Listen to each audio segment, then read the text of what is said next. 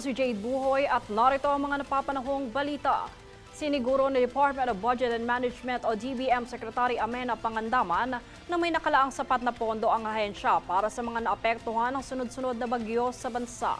Ayon sa kalihim, agad na ipoproseso ang pondo kung kumpletong maibibigay ang mga kinakailangang dokumento. Nananawagan ang kalihim sa mga ahensya na tiyakin na ang mga pondo ultimo sentavo ay makakarating sa benepisyaryong residente sa lalong madaling panahon.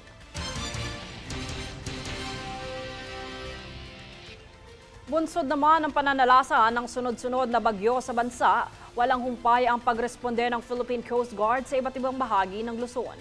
Tunghayan ang aking ulat para sa buong impormasyon.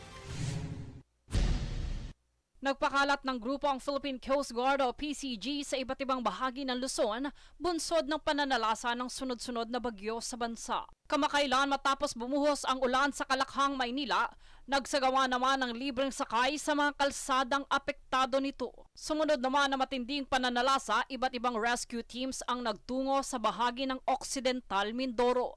Sa bahagi ng Kalapan, 40 residente ang inilikas sa barangay Kanubing. Habang sinaklolohan rin ang mga residenteng natrap sa Sitio Lagundian, bunsod ng apot bewang na baha. Bukod pa rito, nasalba rin ang 26 na individual mula sa 6 na pamilyang na-stranded sa Mamburao. At mayroong 25 residente mula sa Bulalakaw ang nailikas kung saan mayroong senior citizen at PWD na bahagi nito. Ayon naman sa PCG, patuloy ang kanilang pakikipag-ugnayan sa iba pang sektor ng pamahalaan upang masigurado ang kaligtasan ng mga residente.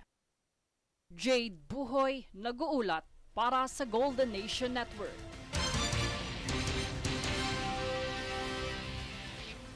Samantala, tiniyak ng Department of Education o DepEd na pananatilihin nito ang pag-aaral at pagkatuto ng mga estudyante sa pamamagitan ng iba't ibang interbensyon sa gitna ng epekto ng sama ng panahon.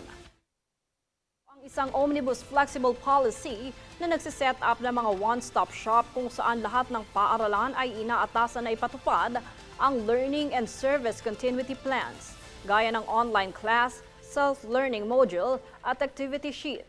Bukod dito ay nakatakda ring mag-deploy ng learning continuity packages o mobile durable modular units ang kagawaran bilang kapalit ng mga temporary learning space sa mga high-risk areas sa buwan ng Agosto.